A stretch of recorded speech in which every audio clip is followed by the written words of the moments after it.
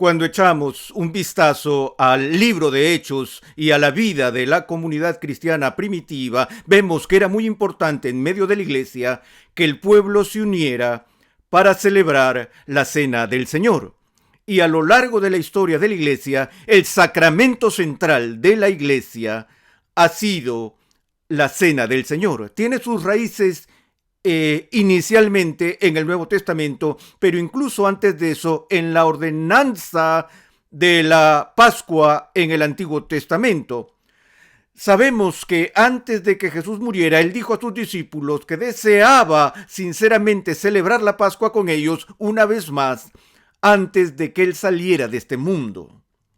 Así que hizo los arreglos para reunirse con sus discípulos en un lugar prestado, en un aposento alto, y allí, mientras celebraban la Pascua, Jesús estaba guiando a sus discípulos a través del Seder, a través de la comida pascual, o el Seder, mejor dicho. Y mientras él hacía eso, de repente, y tal vez abruptamente, cambió las palabras de la liturgia.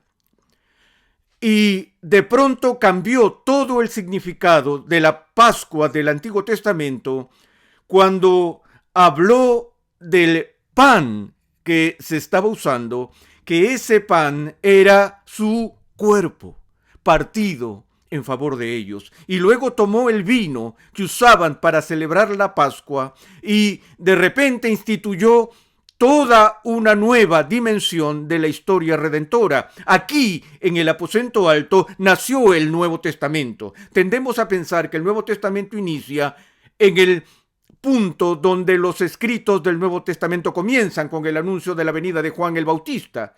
Pero en realidad, el periodo histórico del Nuevo Testamento no inicia sino hasta que un pacto nuevo o acuerdo nuevo se haya establecido. Y eso fue anunciado en el aposento alto cuando Jesús toma esa copa y dice: esto es mi sangre del nuevo pacto. Sangre que es derramada para el perdón de los pecados. Y allí se estableció e inauguró el sacramento de la Cena del Señor. Y surgió, como ven, de la Pascua, cuando Jesús dijo: porque de ahora en adelante, todas las veces que comáis este pan y bebáis esta copa, la muerte del Señor proclamáis hasta que Él venga. Y así, como Dios había utilizado la Pascua del Antiguo Testamento para que fuera celebrada a fin de que el pueblo recordara su liberación del ángel de la muerte, así ahora Cristo instituye la Cena del Señor para que la iglesia recuerde siempre el sacrificio de su muerte por nuestra redención. Ahora bien, debido a que la cruz, debido a que su muerte es tan central para la fe cristiana, la celebración de la Cena del Señor también es de extrema importancia, y es por esa razón que ha habido una controversia sin fin a lo largo de la historia de la Iglesia. Como dije anteriormente, una de las cosas buenas de los argumentos teológicos es que indica que a la gente le importa la verdad y que la gente está preocupada por hacer lo que le agrada a Dios. Bueno, la forma en que entendemos la Cena del Señor ha sido un punto importante de división entre los cristianos a lo largo de la historia de la Iglesia. De hecho, una de las grandes tragedias de la Reforma Protestante del siglo XVI fue que, aunque los protestantes estaban unidos en la comprensión central del Evangelio, de la doctrina de la justificación solo por la fe, no podían llegar a un acuerdo acerca del significado de la Cena del Señor. Por ejemplo, a pesar de la cercanía teológica entre Calvino y Lutero, ellos no pudieron ponerse de acuerdo en temas críticos con respecto a la Cena del Señor. Y el debate central acerca de la Cena del Señor tiene que ver con el tema del modo o la forma de la presencia de Cristo en el sacramento. Recordamos cuando Lutero y los representantes de Calvino trataron de resolver sus problemas, Lutero repetidamente regresaba a las palabras de la institución cuando dijo en su insistencia que el cuerpo de Cristo estaba físicamente presente en la cena del Señor. Él solo seguía diciendo una y otra vez, hoc est corpus meum, hoc est corpus meum, recitando la versión latina de las palabras de la institución donde Jesús dijo, este es mi cuerpo.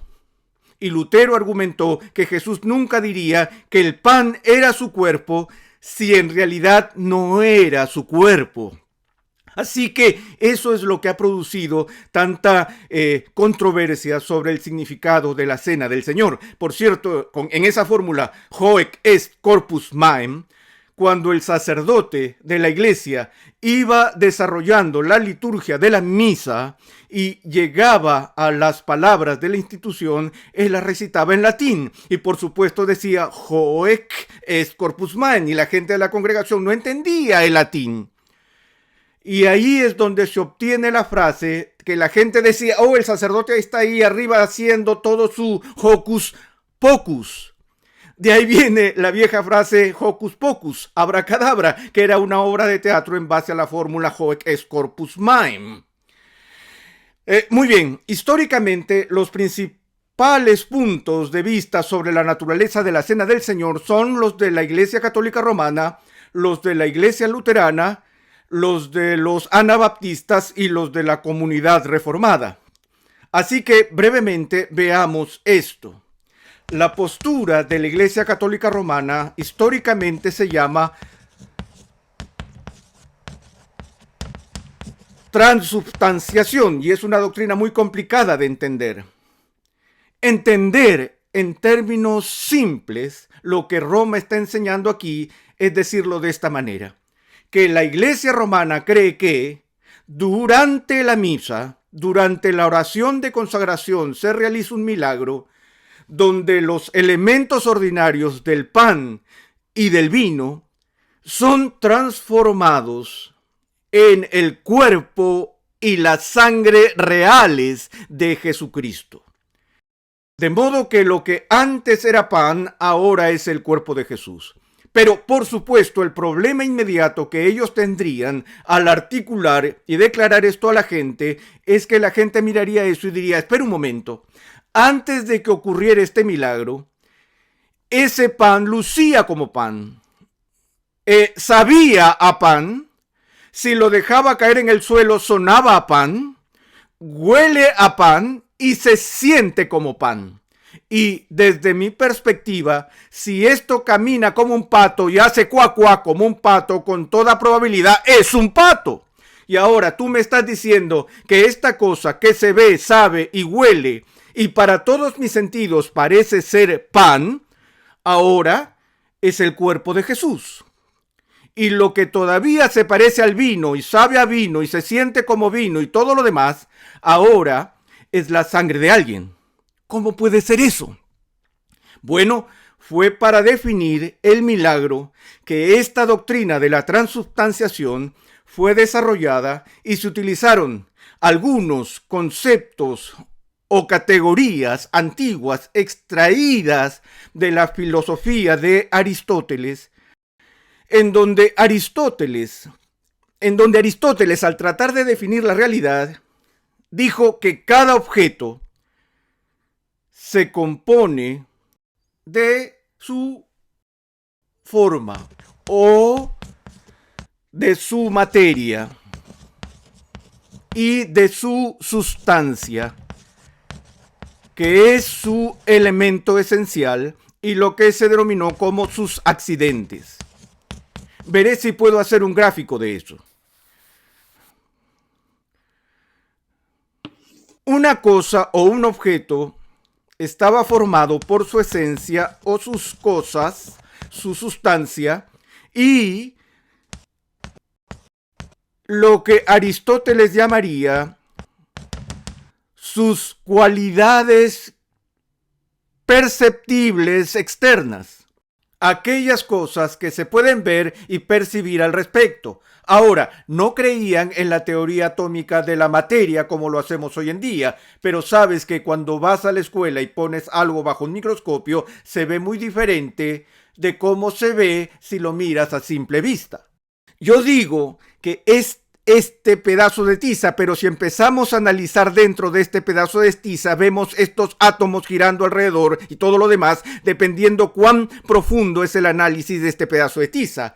Cuando digo que esto es un pedazo de tiza, lo identifico porque es blanco, es cilíndrico, tiene esta sensación como de talco y lo describo según lo que capta mis sentidos. Pero no puedo entrar a su núcleo interno de existencia. Ahora, lo que Aristóteles estaba diciendo es que lo que está en su núcleo más interno es su sustancia. Lo que está externamente por fuera, lo que ve son los accidentes. Ahora, aquí está la fórmula para la transustanciación. En el milagro de la misa, la sustancia, las cosas, el núcleo interior del pan y del vino cambian del pan y vino al cuerpo y la sangre. Pero los accidentes siguen siendo los mismos. Ahora, esto constituyó en realidad un doble milagro, porque para Aristóteles, cada objeto en este mundo, cualquiera que fuera su sustancia, sus accidentes estaban debidamente relacionados con su sustancia. La razón por la que podemos identificar un pato, si luce como un pato, y si camina como un pato, y se hace cuá cuá como un pato, sabemos que es un pato porque solo los patos caminan como patos y hacen cuá cuá como patos y lucen como patos porque solo los patos tienen los accidentes de patos. De modo que si tienes la sustancia de un pato, siempre vas a tener los accidentes de un pato, y si tienes los accidentes de un pato, solo puedes tener la sustancia que un pato confiere. Ustedes no plantan bellotas y obtienen canguros de esa bellota. ¿Qué obtienen? Bellotas. Árboles de bellotas. ¿Y cómo llamamos a los árboles de bellotas? Robles. Robles, muy bien. Eso se debe a que siempre hay una relación perfecta entre la sustancia de una cosa y sus cualidades externas, sus accidentes.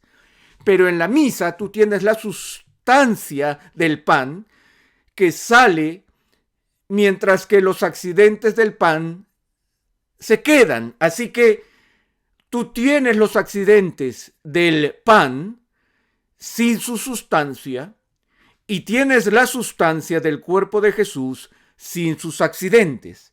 ¿Ven? Esto es un milagro doble. Bien, ahora, en contra de esta teoría,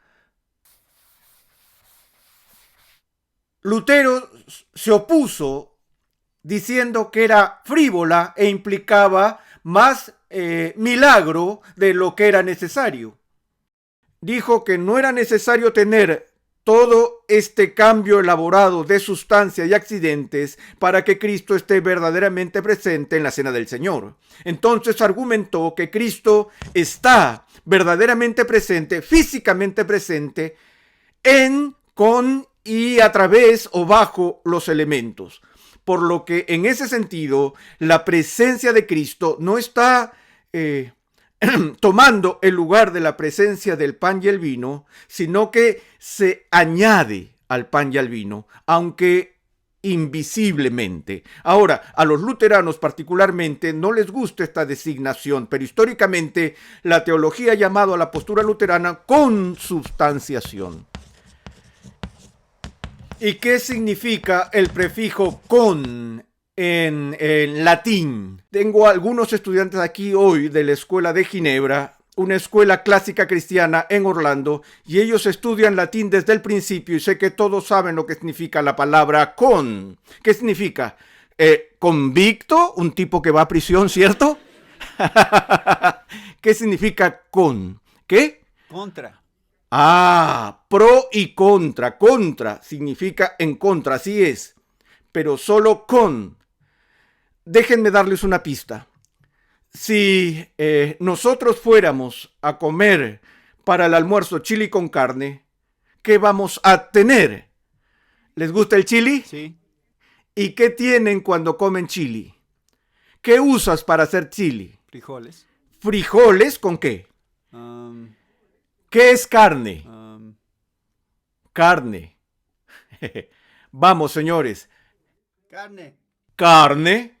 Así que frijoles, chili con carne. ¿Qué significa con? ¿Qué? ¿Con? ¡Con! Muy bien, no puedo pasar de esta línea o saldré de la cámara, pero chocas a 5. Por lo tanto, la consubstanciación significa que hay consustancia, que el cuerpo y la sangre de Jesús está presente con los elementos físicos del pan y el vino. Ahora, el gran problema aquí con los reformadores no era tanto sobre qué sustancia y qué accidentes estaban apareciendo aquí o allá, pero era un tema más profundo. Era un asunto de cristología.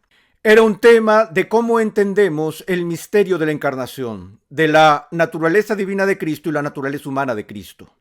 Calvino, por ejemplo, creía que el cuerpo de Cristo pertenece propiamente a su naturaleza humana.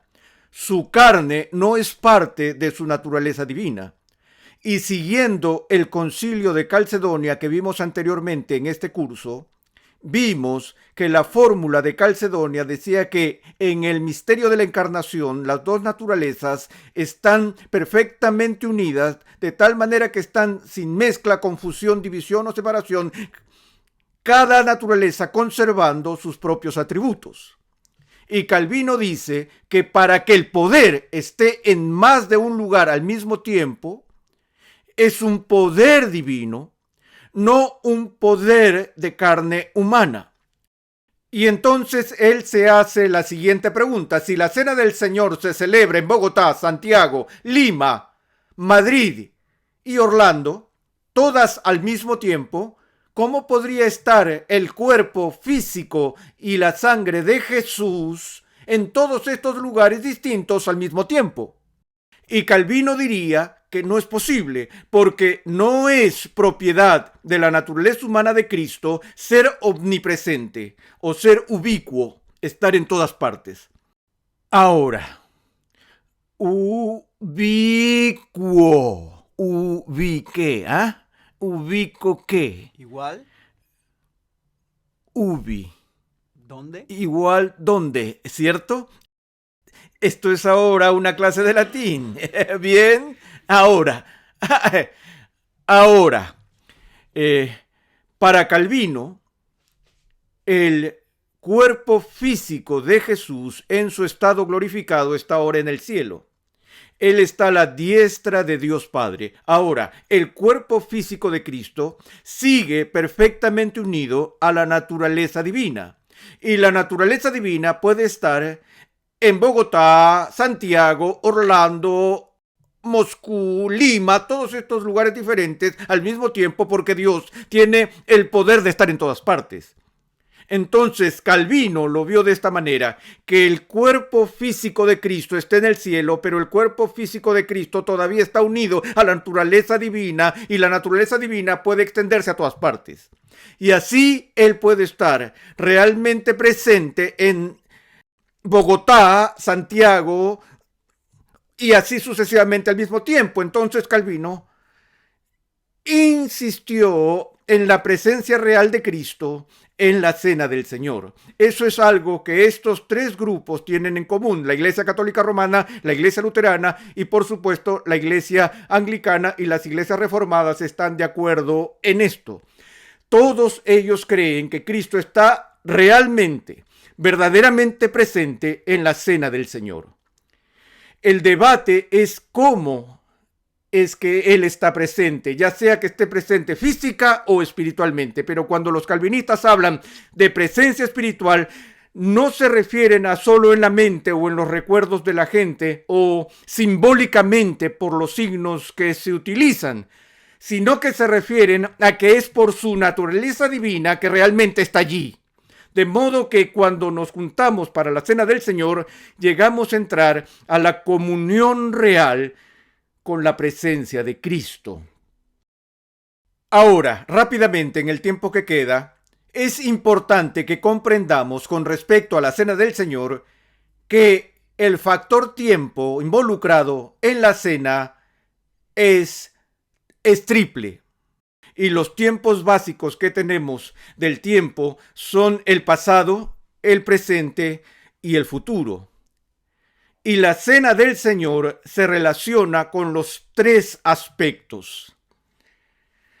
Con respecto al pasado, la cena del Señor está diseñada para recordar algo que sucedió en el espacio y en el tiempo siglos y siglos atrás. Saben, cualquier cosa que Jesús enseñó a sus discípulos era importante y sería importante para ellos que lo recordaran, pero había ciertas cosas que Él dijo nunca lo olviden.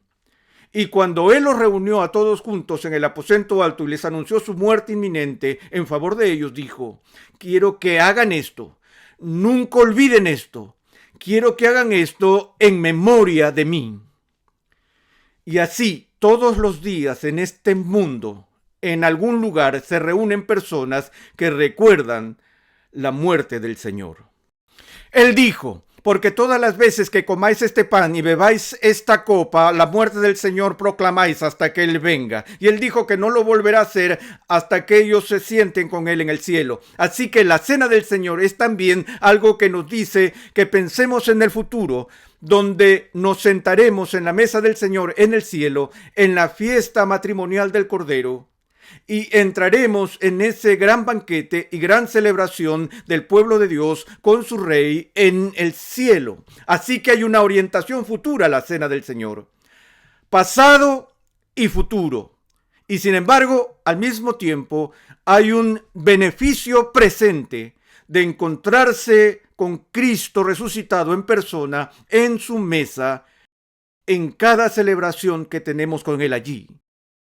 De modo que hay una realidad presente, un recordatorio de cosas pasadas y una anticipación del bendito futuro que Dios ha prometido para su pueblo. Y estos son solo algunos de los elementos involucrados en el significado de la cena del Señor.